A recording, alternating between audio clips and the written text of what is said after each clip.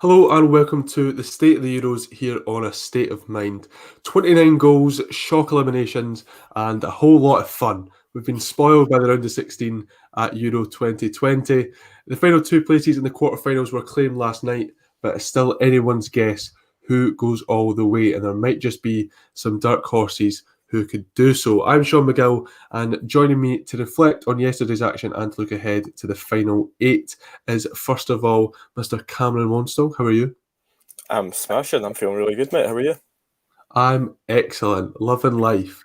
And we're also joined by not very punctual Jack Donnelly.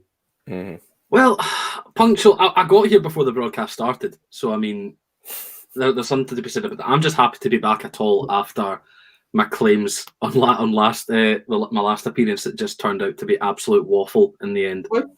Why don't we revisit those then? I believe it was me calling Spain versus Croatia a dead rubber and saying that it wouldn't be an entertaining game, just the 8 goals in that one, and then saying that I couldn't look past France against Switzerland, and then they got 3 goals and went to win on penalties. So I've had a great time with predictions. That's why I'm just not going to make any predictions on this episode today.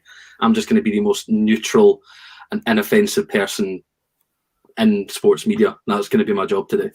How very Swiss of you. That's lovely. Exactly. I mean, we've got to start in one particular place. England won their first knockout game at the Euros in 25 years as goals from Raheem Sterling and Harry Kane at Wembley saw Gareth Southgate's side pass Germany in Yogi Love's final game in charge. Cameron, I'll start with you. And we were chatting away in our group chat about these pre-match lineups because the overwhelming reaction seemed to be from, if you're looking at that England side, that Gareth Southgate had gone particularly defensive and cautious for this game. What were your thoughts? Well, obviously, we talk about it now with hindsight, it worked. It seemed like he was shaping up his team to counteract against Germany. That's why he went with 3 at the back instead. So probably dropping Jack Grealish for Maguire or Stones, and it worked, didn't it? It was perfect. It completely nullified Germany's game plan after maybe 10 minutes because Germany were quite strong for the opening spell. But yeah, it worked. We can talk about being negative, but tournament football is overwhelmingly negative. Even the best teams play sort of defensive football like France. And it worked. That's what really matters. Southgate got it right, in my opinion.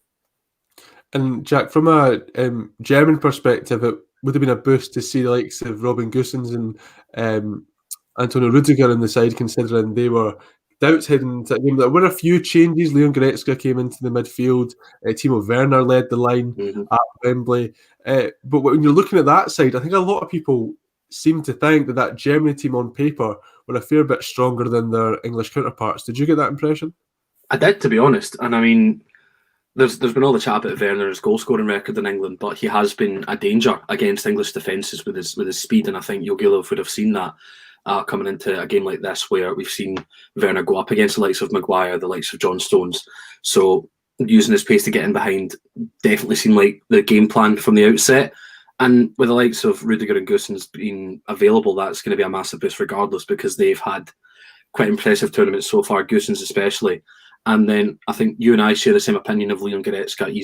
He can kind of do it all, really. So having a player of his calibre and his versatility in midfield is always going to be a positive regardless. Yeah, Cam, I was going to talk about Leon Goretzka at some point, so let's just do that now.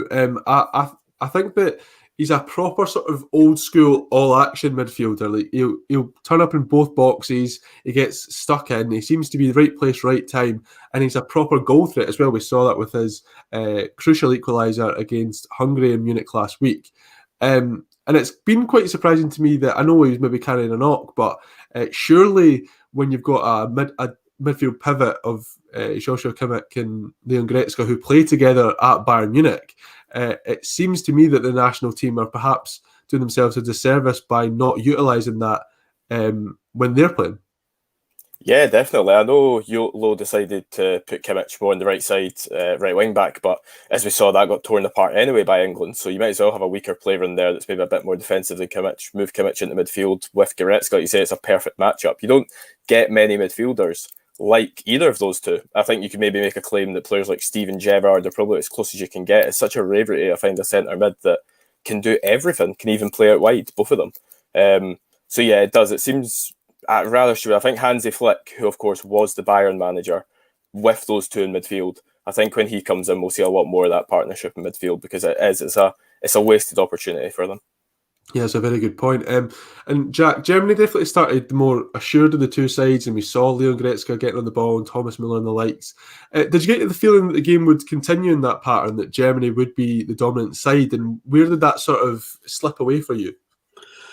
I think it kind of seemed to slip away around about maybe the 30-minute mark in the first half. I think England just started kind of looking a bit more assured of themselves on the ball. I don't know if it was just the occasion or just with the fans all behind them, but they just looked nervous.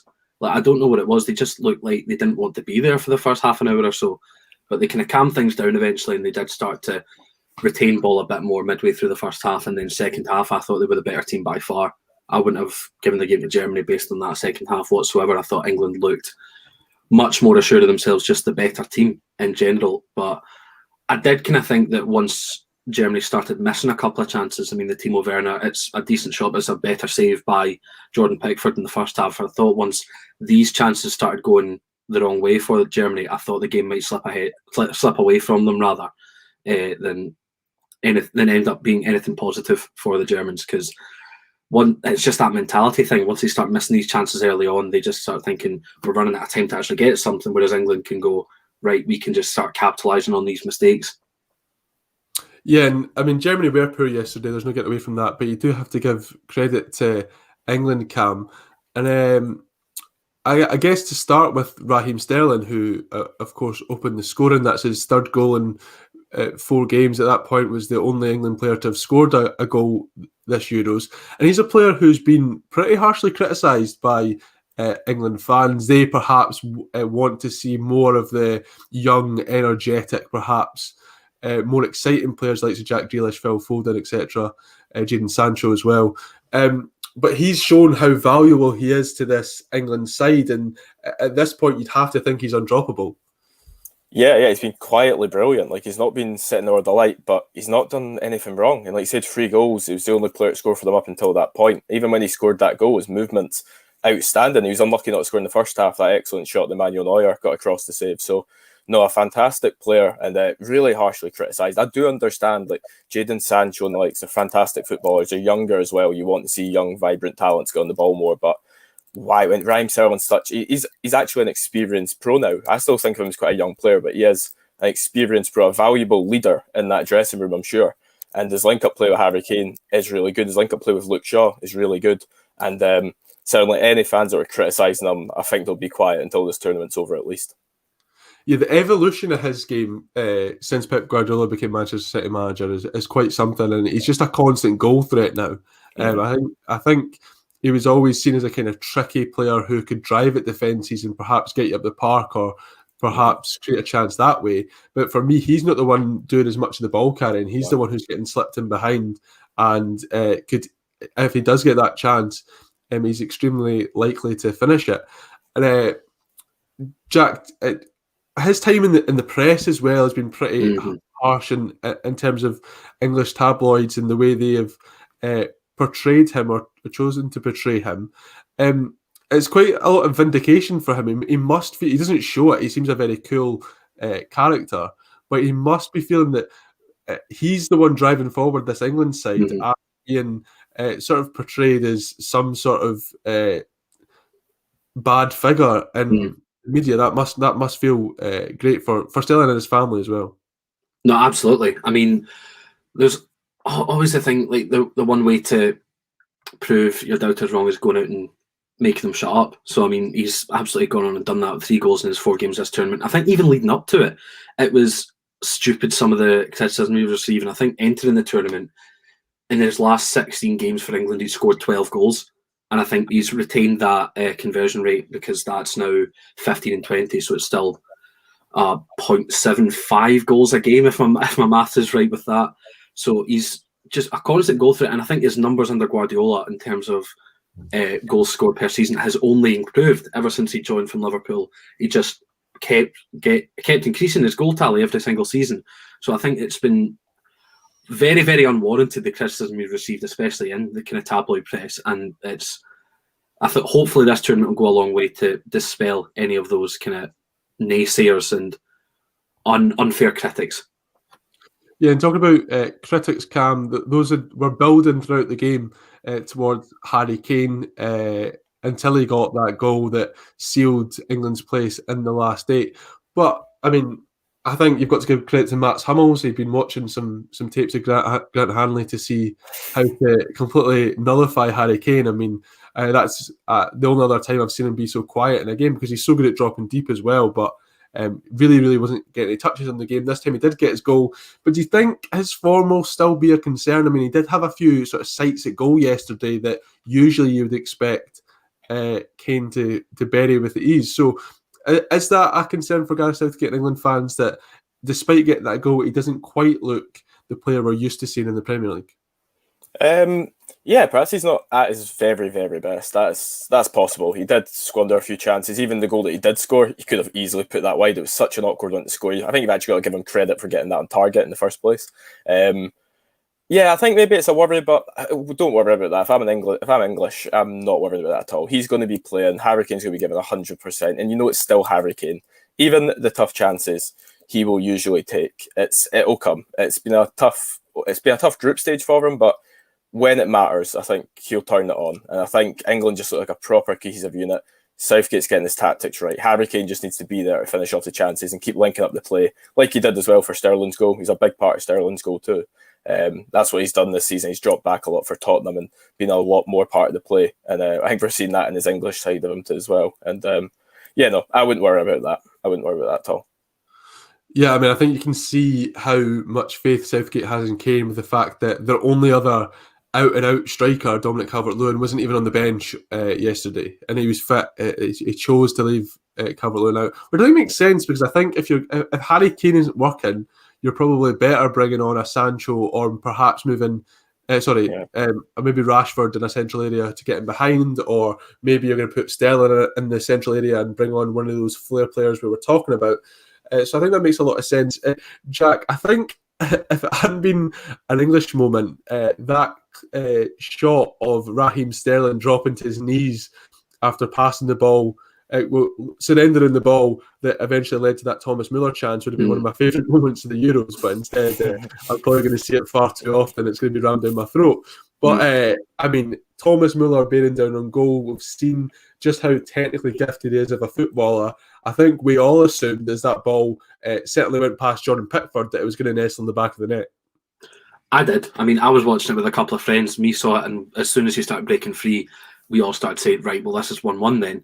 The ball leaves its foot, the arms go up, and as soon as it flashes past the post, instantly on the back of the head, thinking, how's he missed that? I mean, for a player like Muller, who I think we need to remember, he's only just coming back into the setup because he was almost shunned by Jogi Löw just for the last couple of years. And I thought that was going to be the moment for him, just to make sure that he was cementing his place back in that squad for at least the rest of... He would have gone out on his own terms, is what I'm trying to say, for afterwards in terms of international football. So it was just a shock, because we've spoken about Muller, I think, between ourselves a lot of times, and just saying he's a very almost underappreciated player for what he does. Him himself has kind of coined his own term for his position as a Raumdeuter, which is kind of interpreted as, or translated rather, as an interpreter of space, so he can kind of control the space of the game in the forward lines especially. But it was a real shock to the system, because 9 out of 10 times you would back him to bury that, but it just glances away to the post. And I think that was the moment that kind of sealed England's win for me, potentially, is the fact he missed that. And I think at that kind of demoralised the rest of the team a little bit, because that was their golden chance, their golden opportunity to get something back and start fighting for their win in their own right. And Cam, we spoke about Raheem Sterling being undroppable, but so many people are crediting the sort of change of pace of this game to Jack Grealish and his introduction. I mean, his substitution was got one of the loudest cheers at Wembley yesterday, and he came on, and the 2 goals followed fairly shortly after. But he plays on that same side as Raheem Sterling. Do you think that? Would you expect him to start the quarter-final, or do you think that he's going to have to make do for a substitute role? No, I think Sterling, if he's fully fit, Sterling will play. It's clear that Southgate trusts him a little bit more than Grealish. Also, we've heard the Southgate Grealish talk for a long time now about how he doesn't rate him. Also, that's not true, but I think Southgate definitely sees him as an option off the bench. And why not? It clearly worked. He came on and he did, in my opinion, change the game. He was fantastic, a massive part in the goals. And yeah, I think Sterling definitely starts. But Grealish is a fantastic option. I'd definitely keep him on the bench. I wouldn't play him in central midfield or anything. I'd keep him on the bench as an attacking sub option. That's not a bad thing to do. It's just game management, and that's what Southgate will do for me. Yeah, it's a good position to be in, isn't it? I mean, Absolutely. the bench yesterday with Mason Mount, Phil Foden, Jack Grealish, Jadon Sancho. Pretty enviable, you have to say. Jack, Wembley was, I mean, we've seen some good atmosphere so far at this Euros, and I think that a lot of that's down to the fact that people have missed football so much. But of course, you'd expect that at a major tournament anyway. But Wembley was rocking yesterday. You have to give them credit for that. How big an advantage is that for England that they've played their first 4 games at home? Obviously, the capacity is now increasing, and should they get to the semi-final and final, there'll be over 60,000 fans inside the National Stadium. For the latter stages of the tournament, it could go a massive way in galvanising this side.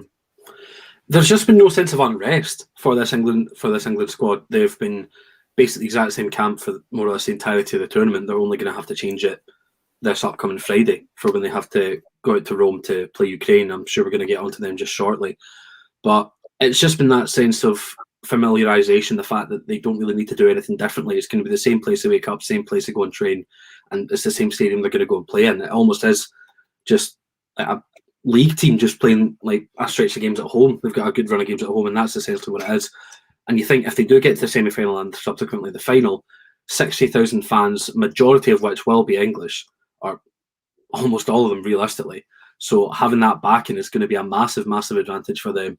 I mean, say it's Belgium in the final, say we get to that point, they come to Wembley and they've got a wall of white shirts just screaming, it's coming home, God save the Queen, all of that. That's going to be, it's some form of intimidation, some form of just unease that they'll be shouldering for the entirety of that game. So I know we spoke about it might not be an excuse to say players have been travelling and stuff, but when players don't have to travel, they can just be a lot more comfortable in their kind of pre-match and everything like that. So yeah, I would say it's definitely been an advantage for England.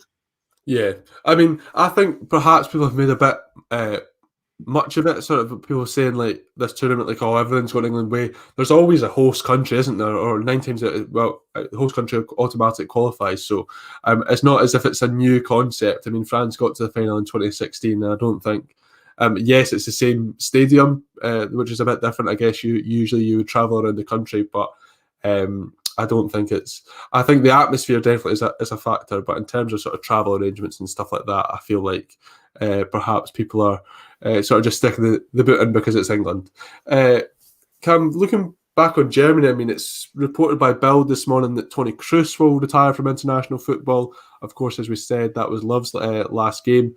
What will be the priority now for Hansi Flick as he comes in and tries to restore this German side to their past glory, really? Well, I think it's important he doesn't do what Lowe tried to do after the last World Cup and just sort of zone out every experienced player they have, bar Manuel Neuer. I think also it's difficult. And one goal as well, it was the sort of all gone now. Exactly. It wasn't a phasing out. A phasing out's actually understandable, you know what I mean? But it's completely chopped all of them out and then embarrassingly had to recall half of them back in again. I think only Boateng didn't get a call back. I think it was Hummels and Muller, I think was the other one maybe, got called back in. But yeah, you can't do that anyway. I know people will retire. Kroos is the first to do so. Maybe more will follow suit. But yeah, you definitely can't do that. I think, I don't know, they still have a fantastic team. It's clear there's just a bit of a divide. They just aren't a cohesive unit.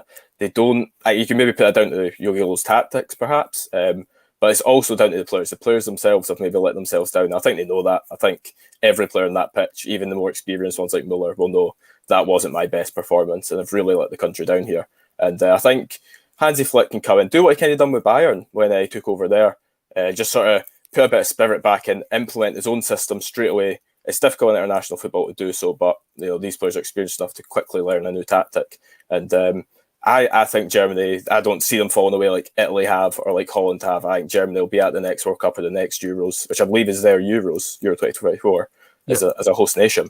I think they'll be at the forefront challenging for the trophies. What a place for a Euros, by the way. I just think that's going to be amazing. I so hope Scotland qualify. We had this chat, didn't we? Like the next few World Cups and stuff like America, that'll be a tough one to actually go to financially. So like Germany is cheap, it's close, it's a brilliant footballing country. The stadiums, I think that's the most important part of any tournament. Good stadiums, and that's what Germany have in abundance. So, yeah, I mean, I was saying this that I think the sort of age we're at, we're in our early 20s just now, so maybe like 20 to 30 is probably the ideal time to head away with your pals and follow your country at a major tournament. And the fact that Qatar doesn't appeal to me too much, I don't think I have the financial power to jet between Mexico, Canada and America in 2026. So I think that Euro 2024 in Germany could be the ideal place. So fingers crossed that there's some Nations League playoff to fall back on in Scotland, because I think that'd be a great occasion. Jack, what positives can Germany take from this? I mean, Hansi Flick, like we said, has a rebuild job in his hands, but he needs to make the most of that talented squad that Cam mentioned. I mean, I thought Kai Havertz had a very good game yesterday. Anything that looked good for Germany seemed to come through him, and you saw a small cameo from the likes of Jamal Musiala. So there's talent in this Germany side. How does Hansi Flick sort of get back to the drawing board and, like we said, sort of restore Germany to what they once were? I think he'll start bleeding in his own ideas from when he was at Bayern and he was massively successful. I think definitely one positive you can take away, this is going to be a squad with a number of players entering their prime years. I mean, you think of Havertz, by the time the next tournament rolls around in 2022, he'll be 23, and then for his own Euros he'll be 25, so really at the peak of his powers as an attacking midfielder. Even players like Thijs Ginter, who I feel like is a fairly underappreciated centre-back, he's kind of mid-20s just now, so he's kind of at the best of his ability, so I feel like I'll be able to come in and assess him, how he's going forward. Musiala as well is a really, really exciting talent. I mean, the fact that he was able to kind of bleed in and get some decent amount of game time at Bayern under Flick shows how much he's going to be involved in this setup going forward. And I feel like there just are a number of other players. I mean, you like Serge Gnabry, Leroy Sané, players like that. There's just really, there's a deep well of talent in Germany, and there has been for a number of years. And I feel like Flick can kind of come in assured of the fact that he's got a lot of players to pick from, and a lot of talented players to pick from at that. David Kelly's in the comments there. This is the worst German team in at least a decade. They are terrible. Won one game from 4. Their defence is a mess, and their best players are retiring. So I think it's a finely poised moment for this German team. And Hansi Flick certainly has a job in his hands. But he was very keen. He wanted to leave Bayern to take this job. So, and he's been involved in the national team setup before. So I think he can certainly do a good job there. We know that he's a good manager, and that will give German fans some hope. But we'll head now from London to Glasgow, where Andrei Shevchenko's Ukraine prevailed over Sweden in dramatic fashion at Hampden to make history for the nation, their first ever quarter-final at the European Championships. And Cam, you've been championing Ukraine before the tournament started. Why was that? What got you excited about this side? And how has that progressed over the tournament? A quarter-final, you must be feeling pretty vindicated. Yeah, a little bit. Especially my Hungary shout also just fell slightly short. Yeah, I don't know what it was about Ukraine. I did have worries with him because Shevchenko's the manager. He's had no experience. The only managerial experience he had was being assistant at the last Euros, and Ukraine were terrible. 3 losses, didn't score once. This was a group with, I think it was Austria, Germany, and Northern Ireland. So didn't score against Northern Ireland. You know what I mean? It's not a good build up to this tournament. But they looked so strong in qualifying. They did have issues in the Nations League, but they were in Nations League A. I think they still got a win against Spain. They were beaten 7-1 by France, a national record for them, but it was due to a COVID-hit squad, not really their fault. They looked a little bit weak coming in through the qualifiers, and I was starting to think, oh God, this was the wrong team to back. But I've stuck with them purely because of the players they have. Roman Yaramchuk's one of the most hottest prospects in Europe just now at Ghent. Fantastic goal scorer. He's shown that at this tournament. Yarmolenko can turn it on for his country, even when he struggled all season with West Ham. You've got Zinchenko playing in a natural position, not shunted out to left back like he is for Man City. They've got 2 fantastic defenders at their back, Michaelenko and... I'm going to forget his name. It's a B. It's a B. It's a B. There we go. I'm going to butcher the pronunciation anyway. The only fault that I did have was their goalkeepers. Because Bushan in the first game, we saw I was quite critical of him. And I believe that Piatov, even though he's about 36, should be the starting keeper. And they left Andrew Lunin out the squad, who's Real Madrid's sub-keeper. And I was shocked that he was left out. But Bushan's done okay since, so I shouldn't really be too critical of him. But yeah, Ukraine, just a really exciting team. Maybe a little bit inexperienced at the back. Maybe not got the most experienced manager, but he is a national hero. He's probably a real motivator. I can imagine that from Shevchenko after all that he's been through, and a very up and down career. And not Ukraine, a really exciting team, and it'll be interesting to see how they perform against a really tactically astute England team in the quarters. Yeah, Jack, and I think Cameron's right to get excited about this Ukrainian side, and I think a lot of that's down to their technical ability. They're very, very good on the ball. And I think that was epitomised by their opening goal. Like the way they move the ball around, that big switch, and then when it's worked to Yarmolenko, the outside of the boot cross. I mean, I don't know many players would have thought to have done that in that situation. It seemed destined for a shot at goal, but to have that composure to just stroke it out there to Zinchenko, who caught it so sweetly on the volley. That goals like that must get you excited about this Ukrainian side. It was an outside of the boot cross to an outside of the boot finish, and Zinchenko just sliced across it and somehow generated that much power to put it in the back of the net, despite the touch from Olsen in goal. There's a lot of excitement to be had around this Ukraine squad. I think we saw that the fact that they kind of did seem to dictate the tempo of the game, and they were a lot more assured of themselves in possession. I think Sweden had the more promising breaks forward. I mean, we'll get onto them just shortly, I'd imagine, and a couple of their star men. But for the majority of the game, I felt like Ukraine kind of held the ball a lot better and were able to spray it around. And I think going from the 4 at the back to a kind of 5 at the back with 3 at the back with 2 wing backs, the tactical change that Shevchenko employed, I think that was massive for them. They were able to control it so much more efficiently. And then they started outnumbering Sweden in midfield, and they were able to kind of stretch their opposition and really create advantages for themselves as a result. I did say that this was going to be the most evenly matched game of the knockout of the round of 16 anyway, and I feel like it did play out like that. But I think from watching it back, I think Ukraine probably were the better team, obviously, because they got the win, but just the way they played as well helped a lot towards that case. There definitely was a stage of the game, though, that Sweden were on top and could have won this game, and that was being driven, Cam, by Emil Forsberg, who only Cristiano Ronaldo has scored more goals than the Leipzig midfielder at this European Championships, and he kind of flies under the radar there because they have players who perhaps grab the headlines more. But I mean, he's 29 years old, so you might say he's a little bit past it for like a big European move. But do you think that he'll be central to the plans that Jesse Marsch has at Leipzig as they try and sort of push Bayern Munich even more? Absolutely, like you said, he maybe goes under the radar, but Leipzig have known that he's a fantastic footballer. He's been at the absolute centre of all their teams. I think he's a fantastic player. It's a shame for him at Sweden that you've got these players like Isaac and Kulusevski who played off each other yesterday. 2 very exciting prospects. We haven't even seen the best of Isaac, obviously not getting a lot of goals. Kulusevski, though, has been fantastic even when coming off the bench. So it's a shame that at 29 he might not have a lot of time in an attacking sort of trio, even if it's lopsided in that team. But no, he's a fantastic player. Jesse Marsch will have to build his team around him. He'll have to, because Leipzig, they lose players all the time, but he's one that they know he could probably stay until retirement or stay until he does a sort of not a big money move in a few years' time.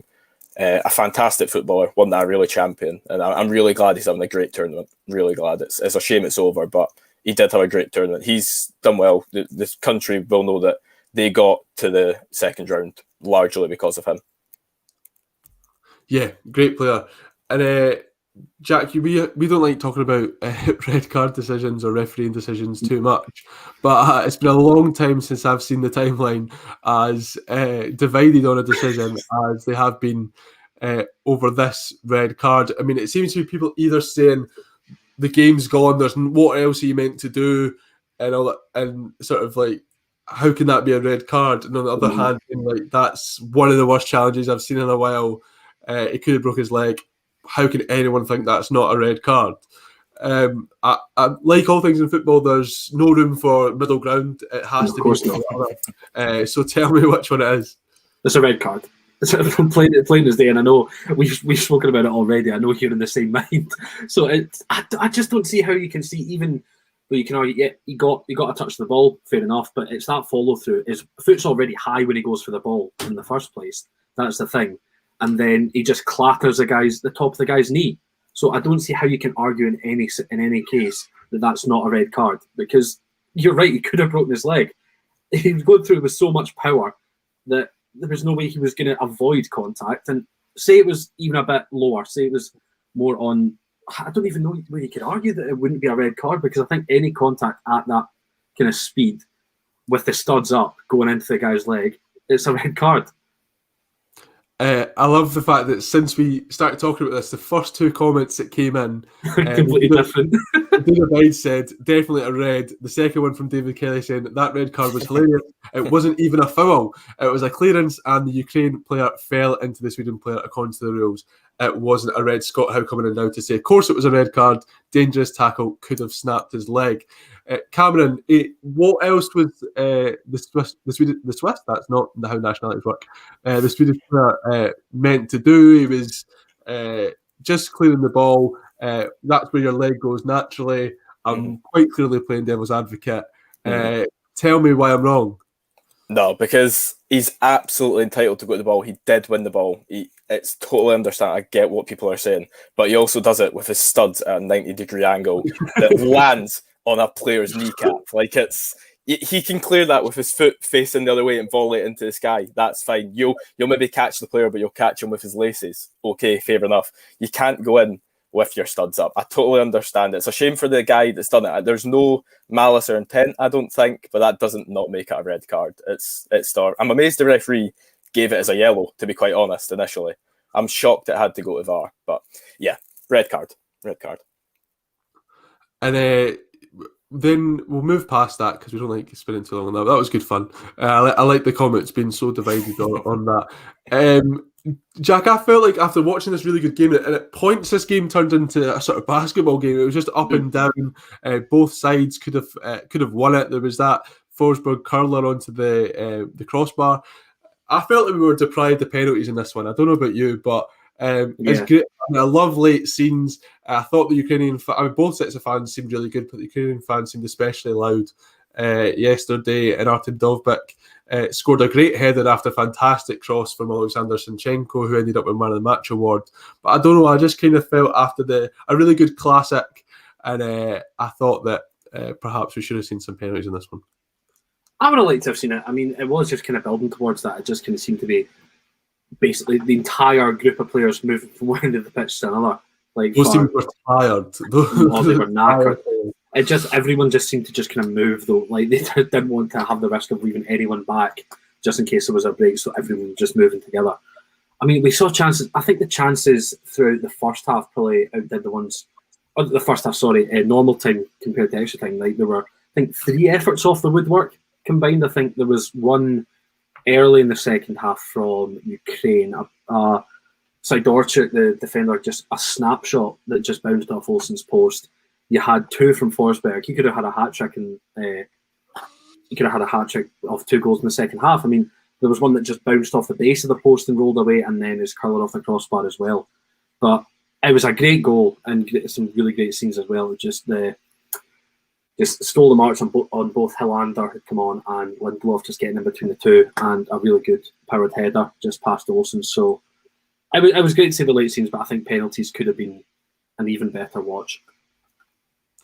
Yeah, and before we sort of look at England versus Ukraine and get onto the quarterfinals, I want to talk about something that was perhaps dominating Scottish football Twitter last night, and it was Hampden, Cam, because I think that obviously you turn from Wembley that had 40,000, and then you go to Hampden, which had, it had the capacity for 12.5. I don't think it was near that really.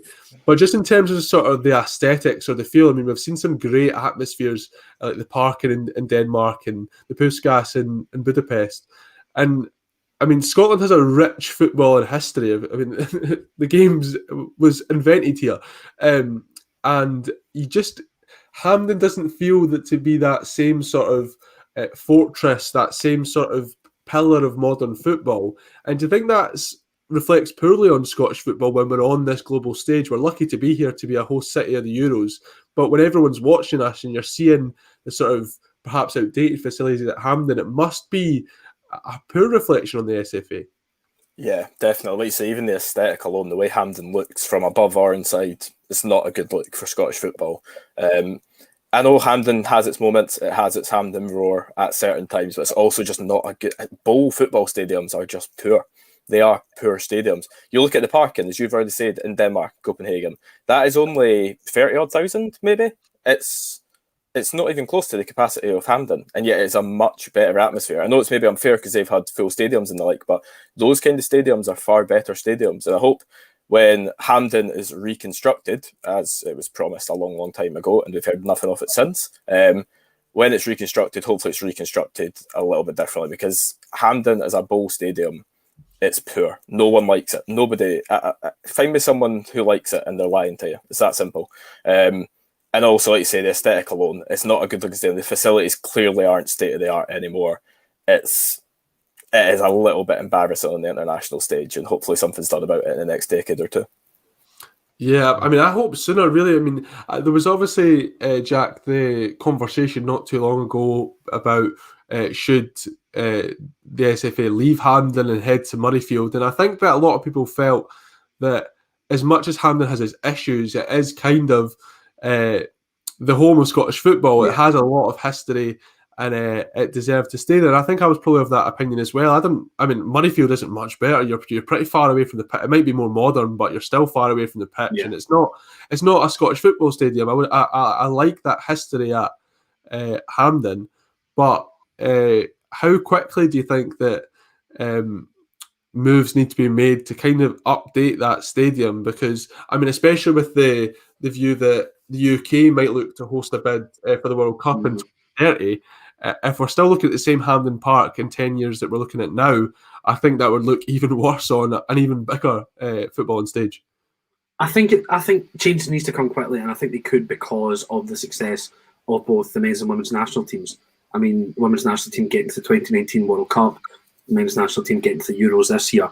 I think if we want to continue to push on and make sure that our teams are at major tournaments for as long as we possibly can be, we need to make changes in our own infrastructure to be able to provide opportunity to develop our game, to develop the culture surrounding our game, and be able to show that we should be taken seriously as a footballing nation. And I think when you look at Hampden compared to the other stadiums, I mean, the Puskás Stadium in Hungary, in Budapest, for example, like, absolutely fantastic. Compare that to Hampden. It's a joke. It's a real joke. And I think changes do really need to come quickly, but I'm just not convinced that they will, which is a real shame. Yeah, I'm in the same boat. But like Cam said, like there is still a Hampden Road. The atmosphere still can be great inside that stadium. So imagine what it would be like in a better stadium where you're not so far away from the pitch, where you can feel.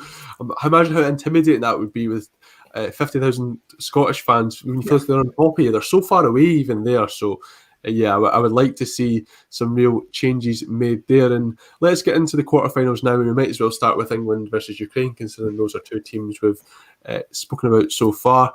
That's, of course, in Rome, the only time that England will travel away if they progress. Cam, they haven't lost a game. They haven't conceded a goal yet. So what can Ukraine do to exploit this England side? What are they going to be looking at? Honestly, not a lot. I don't think. I think England are heavy favourites. I think if you were to have a shock result, as we've had a few of again this round, it would come in another tie. I think England do have too much quality. Ukraine are still a bit inexperienced. Very exciting, very creative, but still a bit inexperienced, especially at the back. And when it comes to breaking down England, it's a thankless task. There's not a lot to do. I think your best option, we've seen Ukraine have scored a lot of goals from headers. I think Yaremchuk and I've forgotten his name, the young lad who got the winner yesterday, his first international goal. Dovbyk. That's it. Dovbyk. Yeah, that's a fantastic story for him, by the way.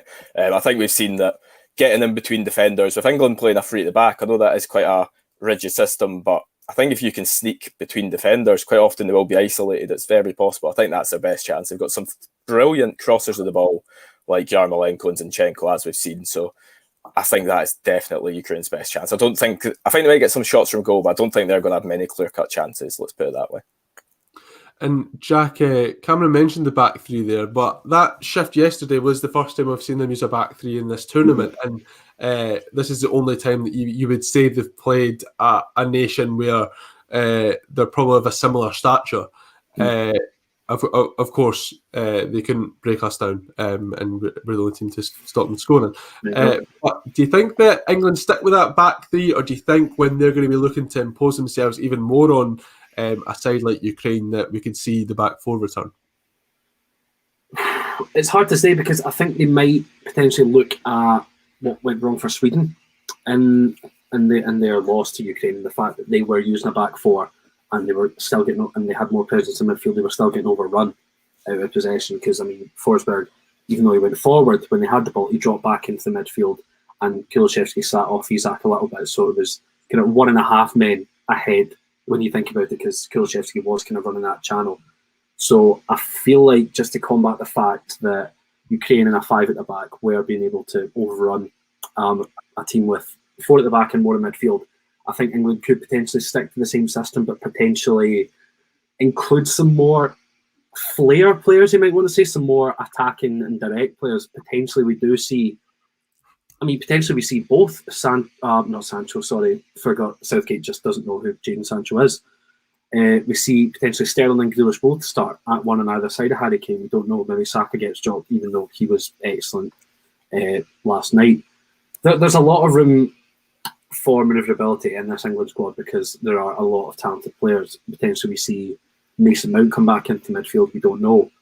But I think I would be a bit wary if I were Southgate of switching back to the back four, seeing how dominant Ukraine, or how easily Ukraine were able to retain possession and keep possession away from Sweden in their match last night.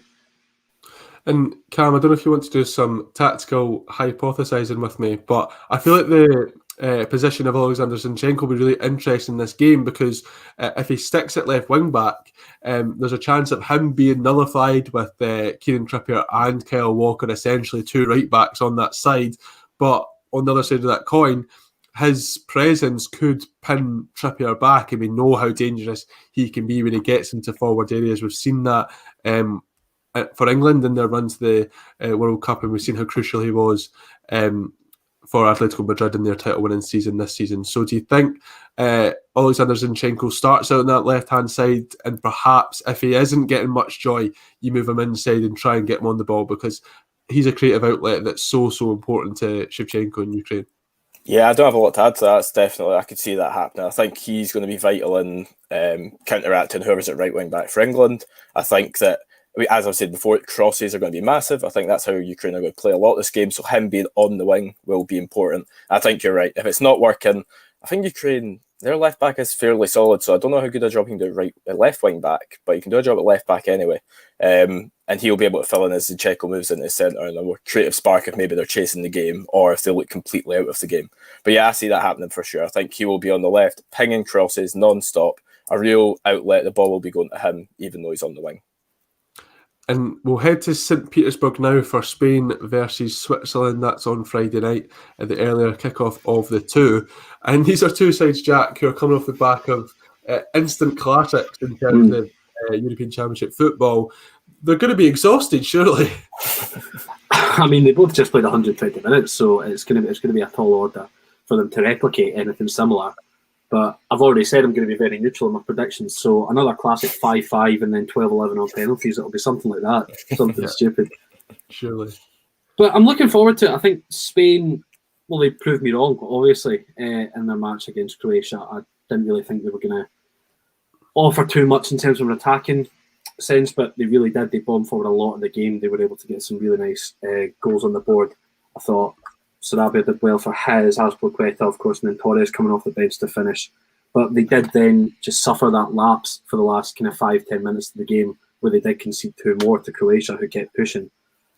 And Switzerland were the inverse of that. They conceded to France. They conceded their 2 goals, and then they scored and then got the third. So they were the Croatia of that situation. So they could potentially look to exploit that and get goals late on if Spain have that same lapse of concentration. But I don't know. I feel like there's going to be rotation in these two games. I feel like it's not going to be the same two teams that we saw on Monday night. But I'm excited for it nonetheless. I've turned that trepidation into excitement when it comes to watching these two teams. I'm really looking forward to it. Good to hear it. And Cameron, Spain is definitely. We'll get on to their goal scoring exploits in a second, but there's no doubt about it. They look shaky at the back, and we've seen the fact that they've been swapping the midfield partner, the defensive partner beside Laporte mid-game in the last two between Eric Garcia and Pau Torres. So there doesn't seem to be a lot of stability there. And when you've got the likes of Xherdan Shaqiri, Breel Mbow, Haris Seferovic, the latter two have had great tournaments so far. They must look at that Spanish defence and think that in the very few chances they might get because of Spain's sort of possessional play, they can make a real dent and sort of put them under real pressure.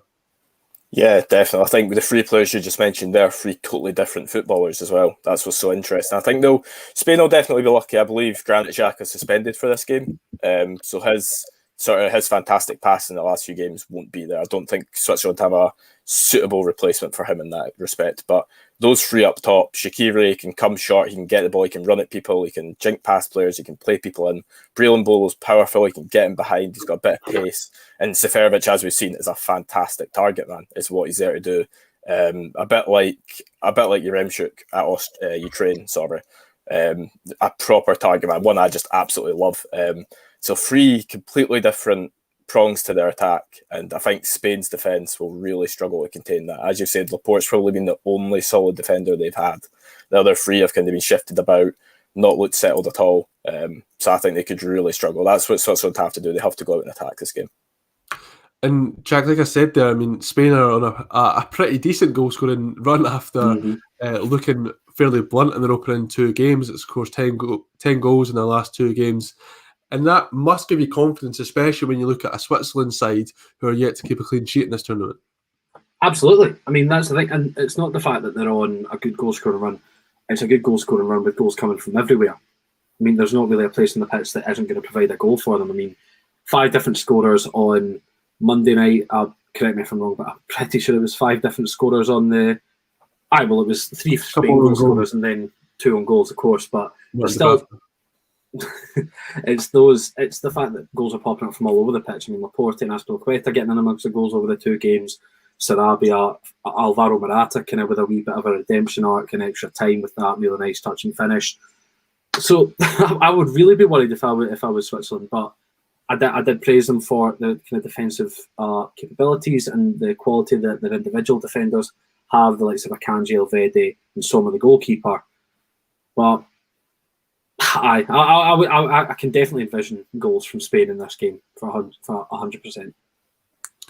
And I think this is quite an interesting game, Cameron. You've got the Czech Republic versus Denmark in Baku, which is quite a mental European Championships quarter-final for the history books. But these are 2 former winners of the tournament and perhaps different guises. But are we still underappreciating these sides heading into the quarterfinals? I'd say we're underappreciating Czech. I think Denmark have had quite a lot of rightful praise. Maybe the limelight's on them a little bit more because of the Christian Eriksen incident and the fantastic stuff that's happened since then. But no, I think even tactically, a lot of their players have been fantastic, like Melan, Damsgaard. They've got the praise they've deserved. I feel like they've been in the limelight. But Czech, I feel people are still underestimating. People are going like, oh, it'll end now. Oh, it'll end now. Like, they won't make it past the group, won't make it past the second round, and they keep going. Like Patrick Schick's one of the most dangerous forwards at this tournament. Their whole team, like, even look at, like, I don't know, picking a player out with them, even like Vladimir Kufal at right back, someone that maybe in years gone by would be totally just missed, but he's at West Ham. He's had a fantastic season in the Premier League, and now he's doing it again at European Championship. He's been outstanding. The whole team's been brilliant. It's a collective unit, and I could honestly, as much as a lot of the whole world will be supporting Denmark, I wouldn't be surprised if Czech go out and give them a real game here, and we could see them in the semi-finals instead. And Jack Cameron mentioned them there, and we spoke about Emil Forsberg. It's perhaps too late for him in his career to get a big move or a move to the Premier League or something like that. But his former teammate Patrick Schick Mm-hmm. 25 years old, is certainly in that category of putting himself in the shop window over these European Championships. How impressed have you been, and how determined do you think he'll be? Of course, the driving force has to be to get your team to the semi-finals of the Euros. I'm sure that's his focus, but you also know when you've had a tournament like he has, that people around the footballing world are watching, and he's certainly one of the players who's been catching the eye. He absolutely has been. I mean, the long-range goal against Scotland aside, he's been excellent in every game that he's played. I mean, he does just kind of have that kind of rugged capability. He's got that kind of power in him. He's got the strength to be able to burst past the defenders. He's really good in the air. He's got a really good strike on him.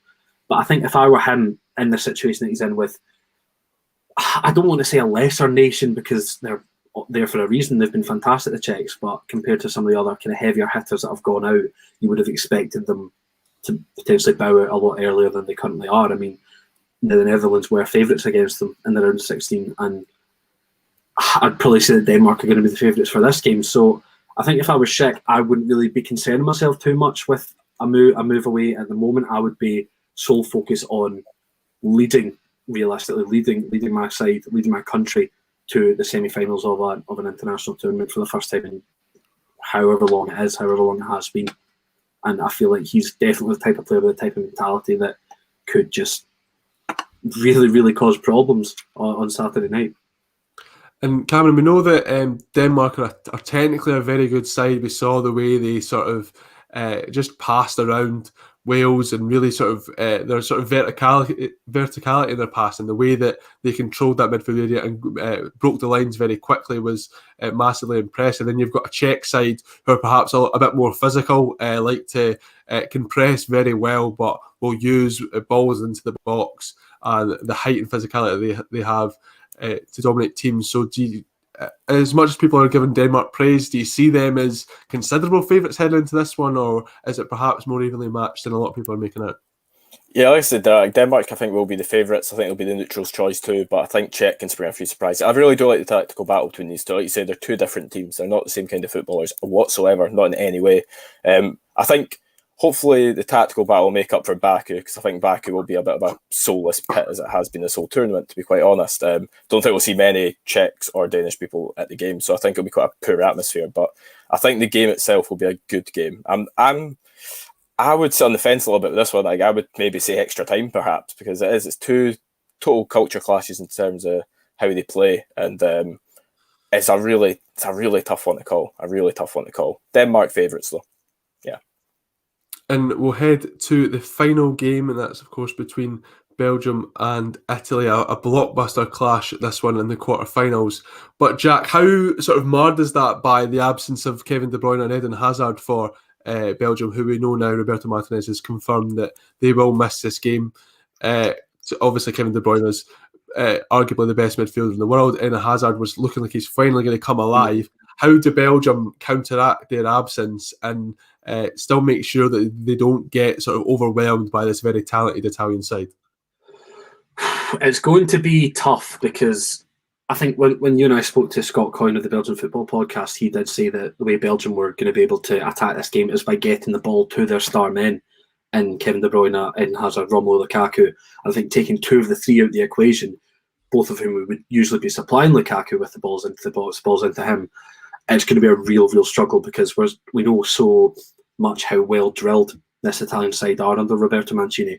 I feel like it's going to be a real struggle for Belgium to get anything out of this game. But it's not just a team of De Bruyne and Hazard. They've got a lot of good players elsewhere.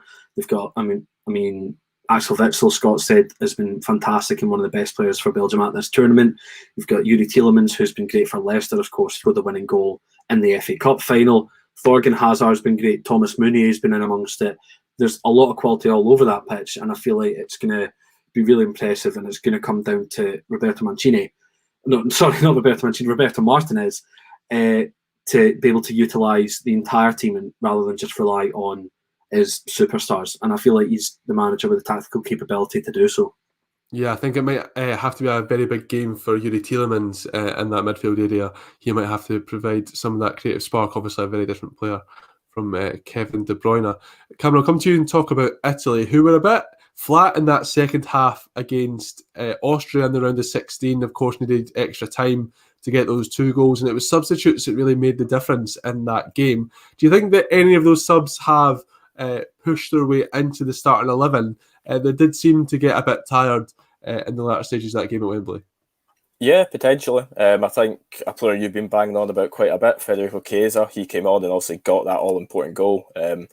I think, I'll definitely see changes. Mancini's not afraid to rotate. I think we've seen that. I know he's used all 25 players just so players can get on the pitch, but he's also used them so they're on the pitch getting experience, and it has been quite a few tactical changes. I think maybe the back line sort of stays the same. I'll say especially with Kane out. I see Bonucci and Acerbi staying in the back too, but I think we could see wholesale changes up top, definitely. I'd like to see Insigne play again. I think he's been quietly dangerous, I'd quite say. I think he's under the radar because of some standout names like Spinazzola and Locatelli, but I wonder as well with Locatelli and Verratti. That's also been quite a big argument the last few days. I would like to see either of them play, both fantastic. But yeah, definitely, I could see a few changes. I think this is really on Belgium, this game. I think Italy, Mancini knows what he's doing. I think they're probably maybe the favourites now that De Bruyne and Hazard are out. It's about who comes in for Belgium. They're going to keep the exact same back sort of 7, I suppose you can call it, with Lukaku up top. It depends on who comes in. Mertens, Doku, move Hazard up further maybe. It's Organ, of course. That's going to be the real interest in tactical switches of this one. And Graham Caldwell's come into the comments there to say semi-finalists for him would be Spain, Italy, Denmark and England. If you want to let us know who you think the final 4 will be in the comments, please do as we wrap this up.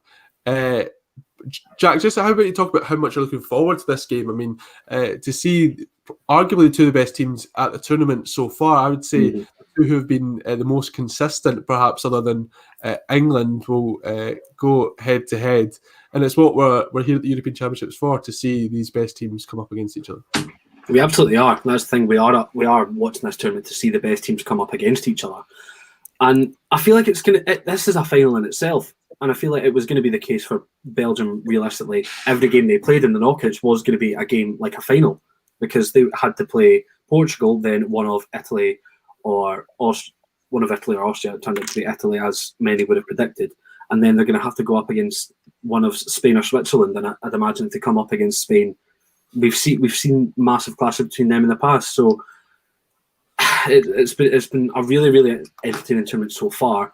And I really just can't wait to see this game and the rest of them play out, because there's been no lack of entertainment, which I feel it was the worry kind of coming into during COVID international tournament, was potentially it might be a bit slow, a bit potentially sluggish, but it's been fantastic throughout the entire tournament. I'm really excited to see how that game and the rest of the games pan out over the weekend.